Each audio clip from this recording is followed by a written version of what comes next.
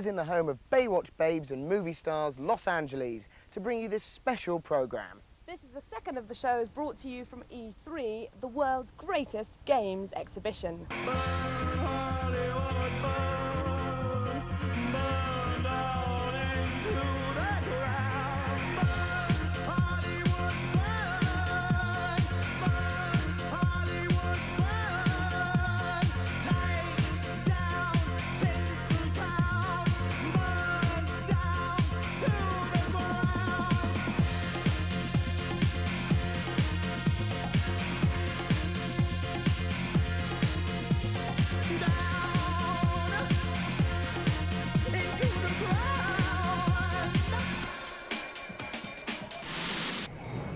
Here at E3, all of the major players in the video games industry are in attendance. Sony, Sega and Nintendo all have stands, and the giant Japanese corporation that created Mario has been having something of a rough time of it of late. With Sony and Sega announcing plans for new machines, Nintendo have been forced to release information about their own next-generation console. With the industry getting so excited about these new machines, you could be forgiven for thinking that the current generation of consoles is dead and buried.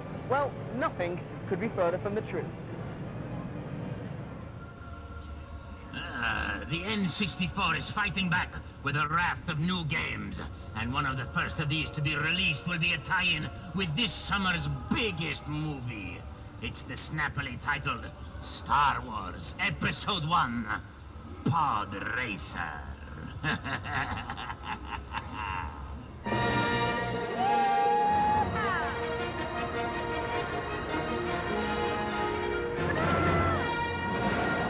Fear is the path to the dark side. Fear leads to anger. Anger leads to hate. Hate leads to suffering.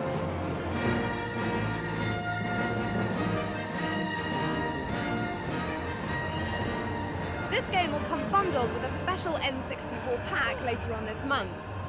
It takes its lead from the pod race sequence from the new movie, The Phantom Menace.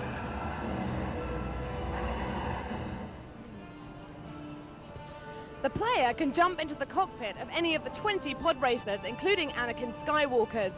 Then you've got 8 different intergalactic locations to choose from, with speeds of up to 600 miles an hour.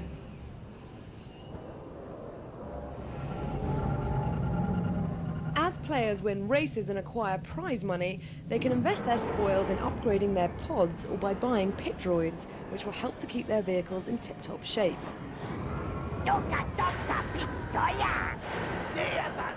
A multiplayer mode means you'll be able to challenge your friends to some high-speed action, and the game's graphics are improved through the use of the N64 expansion pack. Wipeout 64 and F-Zero X had better watch out, because this game is vying for the crown of fastest racing title ever. I quite like the game, but what did the American gaming public think? So Darren, what did you think of the game?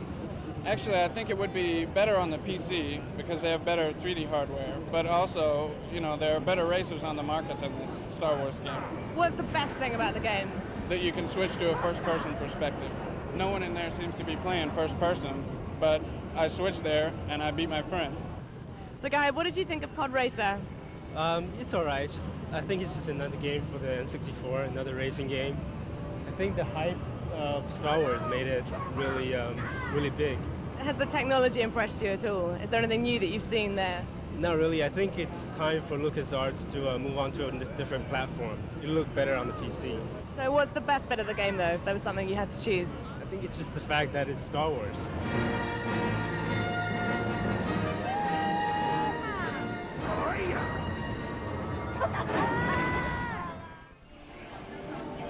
Spiritual successor to what many consider to be the best game on the N64, GoldenEye is the latest offering from Rareware. I'm just about to take a look at it, and it's called Perfect Dark.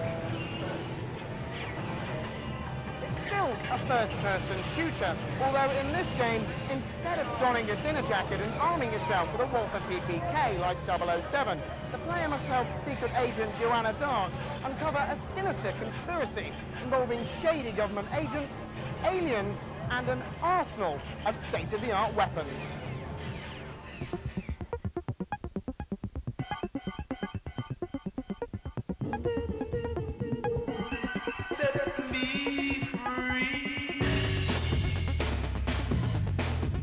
It's the year 2023, and from the powerful and highly secretive Datadyne Corporation, a world-renowned scientist has just issued a distress signal. Special Agent Joanna Dark answers the call, and what should be a simple reconnaissance mission evolves into a global conspiracy, which begins in the skyscraping sprawl of a futuristic Chicago and leads her to an alien crash site at the depths of the Pacific Ocean. Perfect Dark has been based on the GoldenEye game engine, but with some significant improvements. The enemies are now frighteningly smart and employ techniques such as long-range teamwork and the level of threat the player possesses to key strategic elements of the game environment. Perfect Dark's expected to blast its way onto the N64 this December.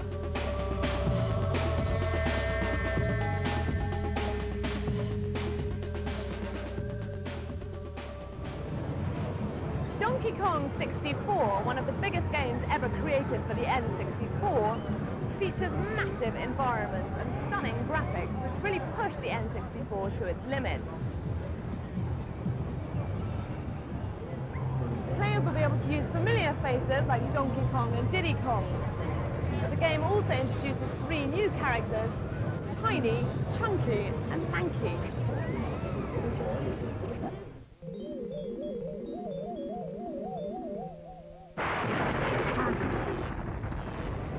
Each of the characters have their own individual skills which need to be tapped in order to progress through the game. But the game also requires that all of the 5 characters travel through the 8 fantastical worlds independently. So effectively, you've got 5 games in one. Although this game has some impressive graphics, to get the best out of it, you'll need the N64 expansion pack, which has been used to ensure a fast frame rate.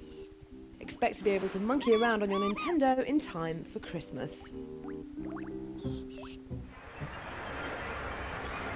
The buzz here on the Sony stand might all be about PlayStation 2, but owners of Sony's existing console needn't despair because there are still plenty of top titles yet to be released for it.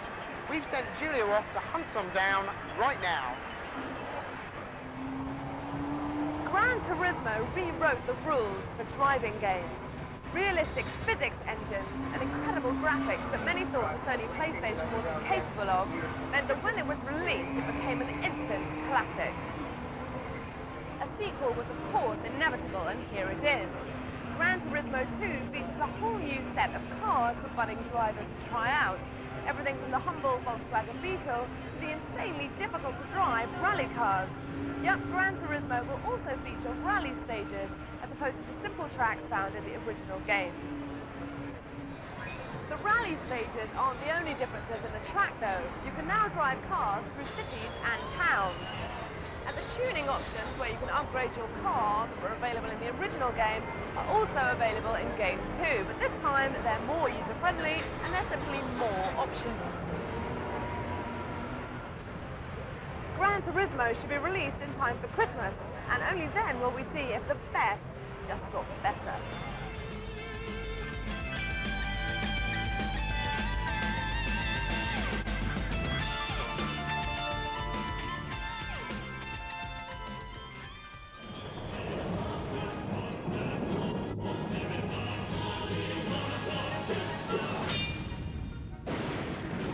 It sold nearly 3 million copies in its first 4 days of release in Japan, and its predecessor broke all sales records and became the largest selling game ever on the PlayStation.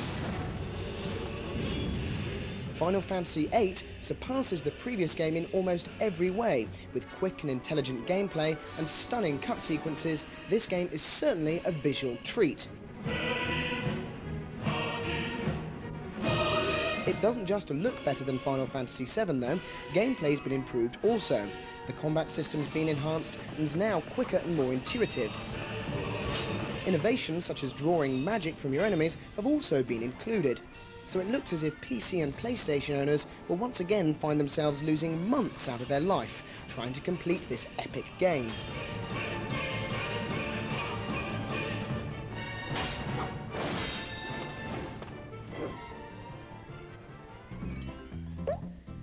The world of video games is peopled with a variety of different weird and wacky characters, from virtual hard cases to super cute animals. Croc falls into the super cute category, and he's going to be making a return to the PC and console later this year in his second video games outing. This time round, Croc must still help to save the peace-loving Gobos from a variety of evil baddies.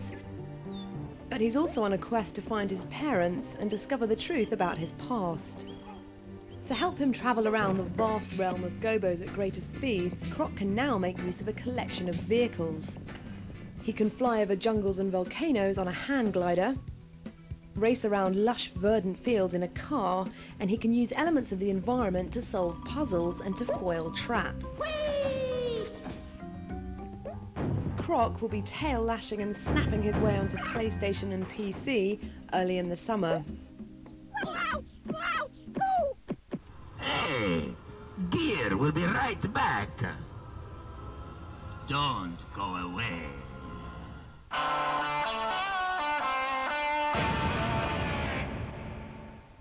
Creative.tv is your key to the secrets of success. The best way to learn about your favourite film, TV and computer games special effects. Hear it from the experts and make it work for you. Hard to disagree, isn't it? It'll make you question old ways of communication and shed light on the most exciting digital issues. The only show on television that knows the truth about electronic arts. So explore the opportunities that today's technology brings to life in Blue Screen and The Lounge. Tomorrow from 7 on Creative.tv. Vacuum cleaner bags. No, Roger. My husband. He's bought a bagless vacuum cleaner.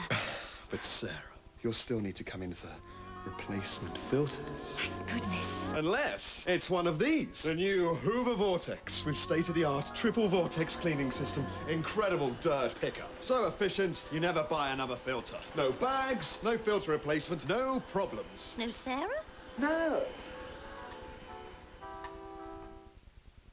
He's going in. I can't follow him. We'll send you clothes in the ladies. I haven't done my legs. Towel?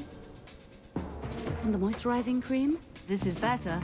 New Imac hair removal cream. They've added softening oils. Smooth and moisturised. We do our best for our people. Imac, mission impeccable. And now there's new Imac Sensitive Plus, a new generation of high-performance creams that target hair and respect your skin. Imac, mission impeccable. You're the best thing I ever had. Kind of feeling I've been searching for at last. You're the best thing, see me through. I never thought that any love could be so true. I found true love. I found true love.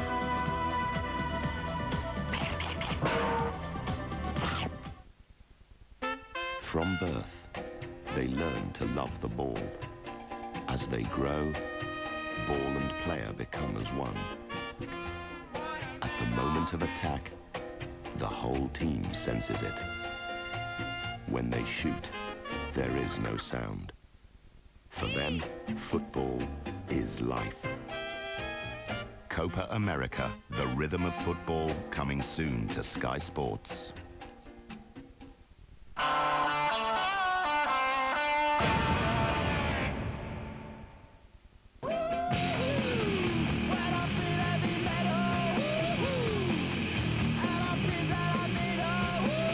Welcome back to the second part of Gear, coming to you from the E3 Expo in Los Angeles. We're previewing the latest and greatest video games at the biggest convention of its kind in the world.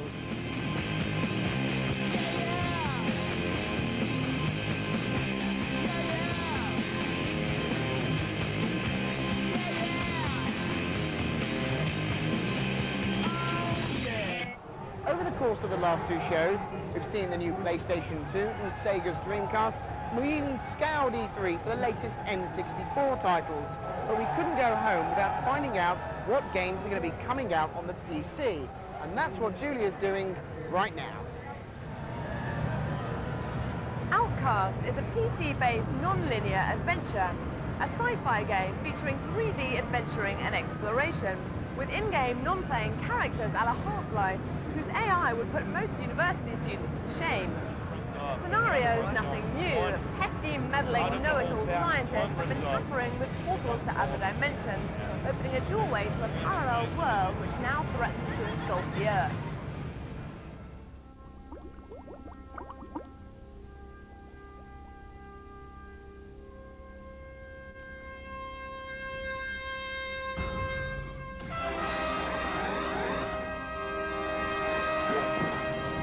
Enter ex-Navy SEAL and General hard-as-nails all-round tough guy Cutter Slade. His task is to retrieve the missing scientists stuck through the portal and bring them back to save the world.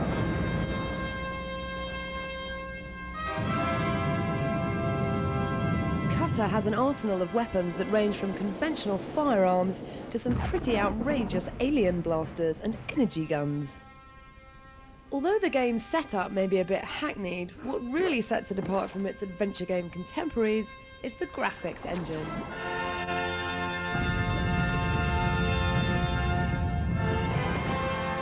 This game won't require a 3D graphics card because it utilises voxels. These are basically pixels comprised of size and distance information which can be scaled or deformed in an instant and are excellent for displaying wide areas of bumpy terrain. Because it doesn't require 3D acceleration, the game will look just as good as it does here on a minimum spec P166. And as you can see, the voxel graphics engine ensures the world of Outcast is epic in scale. An essential part of the game will be interacting with the non-playing characters, who can either help or hinder your mission with their advice. Got a place I can stretch my legs a bit? Our camp is open to you, Ulakai. Please feel free to walk about and speak to the others. To help your character confuse and confound the enemy, Cutter can activate a hologram of himself for a short amount of time. This can walk ahead of him and draw the enemy's fire.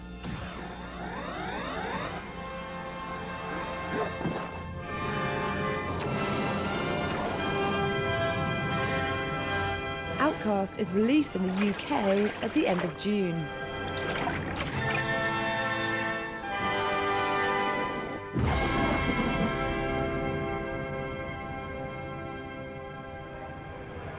One of the most prolific games here at E3 this year is Daikatana from Ion Storms.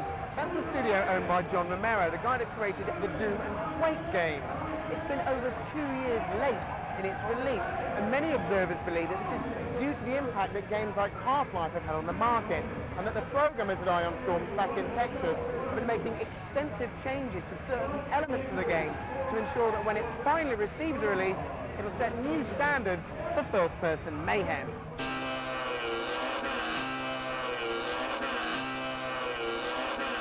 The game is broken up into 4 different episodes, travelling throughout different periods of history.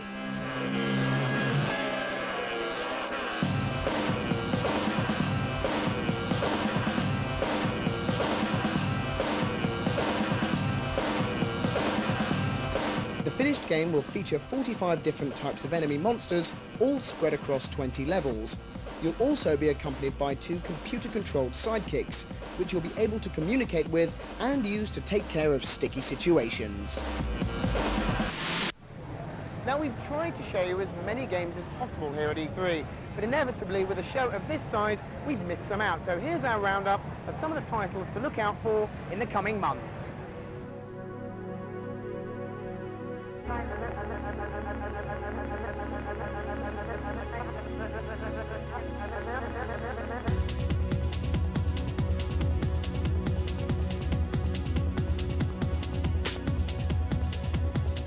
Fear Factor is an anime-style action-adventure game set in a futuristic Hong Kong. The player can assume the role of 3 mercenaries hired to retrieve the missing daughter of a gang leader. This is a game whose cinematic gameplay bears more than a passing resemblance to Metal Gear Solid, and this becomes even more evident in the FMV sequences, which use the normal game engine rather than fully rendered CGI to help tell the game's story. What Fear Factor does offer in the way of originality, though, is the ability to play 3 different characters, each one having different skills and attributes. Although this game has borrowed ideas from some other notable recent releases, it's refreshing to see the games industry making titles that can rival movies in terms of story and their sheer immersive quality.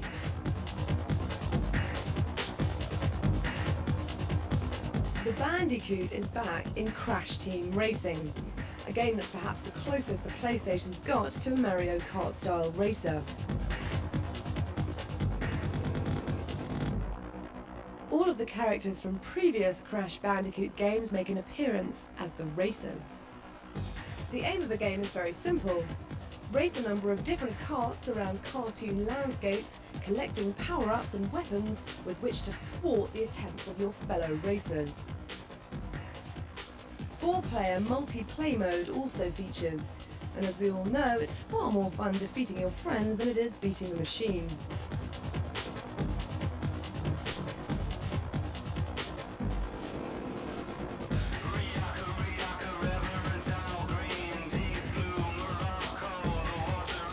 Budding law enforcers can take to the skies in fully armed gunships in Jeep Police 2. This sequel to last year's Blast 'em Up title takes place in the same domed city environments, and as missions are completed, elements of a sci-fi mystery story are revealed to the player in fully rendered FMV sequences. This time round, the player has a new arsenal of weapons and vehicles to choose from, including a robotic walker and a humble police squad car.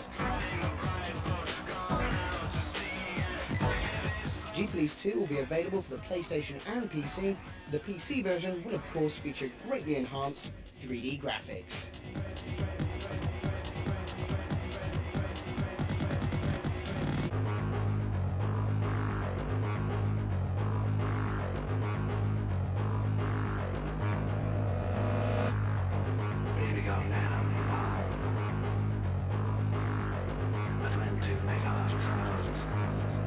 The dead are coming back to life, and a race is on to stop them.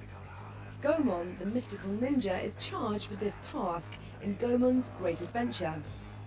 A cast of characters from Japanese folklore bring to life the 2D polygon-based environment of this game. And in 2-player cooperative mode, a more experienced player can actually help out others by piggybacking them through the course of more difficult stages.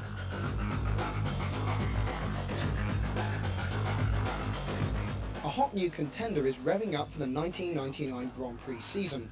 Racing fans and GP addicts alike will be able to sample the thrills and spills of driving the most powerful cars in the world in Monaco Grand Prix racing for the Dreamcast. The game has features as diverse as pick-up-and-play arcade-style racing, married to a hardcore Formula One racing simulation, driving management and technical fine-tuning of vehicles. And all of this motorized mayhem can be enjoyed with a group of friends because it also features multiplayer mode.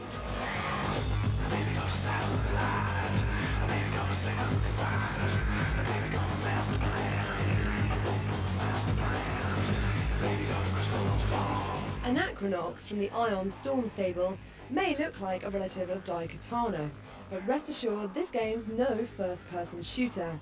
It's strictly a role-playing game in the mould of the Final Fantasy series. It blends the Quake 2 game engine with a turn-based combat system to allow the player to explore a massive universe. As yet, full details about the game are a little bit sketchy, but we do know that the plot revolves around 5 adventurers uncovering a mystery which threatens to destroy the entire galaxy. We've been told that this game should be ready for autumn of this year, but the Gear team won't be holding its breath. Mark and I have been trying to decide what's been the best game we've seen at E3. With so many games that have great graphics and fantastic gameplay, we certainly had our work cut out choosing the best game of the show.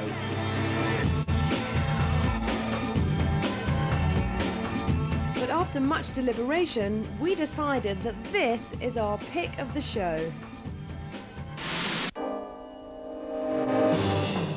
Our favourite game here at E3 is a little unusual, insofar as it isn't a game in its own right, but rather an upgrade to a title that many believe is one of the best games ever released. Solid Snake will be sneaking back onto the PlayStation in this VR Missions disc.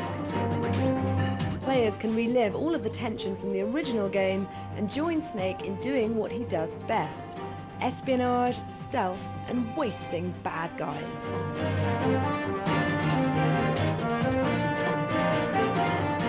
Gamers can engage in over 300 VR training missions and even solve puzzles to determine the killer in several murder cases. You'll also be able to play the whole of the original game back, this time in a Doom-style first-person mode. The one thing about this disc that's got Gear really excited is that you'll be able to play the Cyborg Ninja, this time playing against Solid Snake.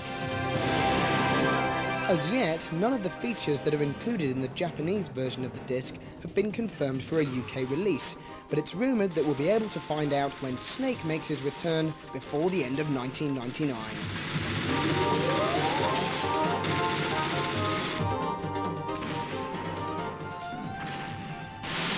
And so our time at E3 comes to an end, but we won't be making our way back to London just yet. That's right. Next week, Julia and I will be bringing you the show from Universal Studios. We'll be finding out how the worlds of special effects and movies can combine to create some of the most outrageous theme park rides. And if you want to contact us, we can be reached online at www.tvchannel.co.uk. But for now, goodbye, and join us next week for more Gear.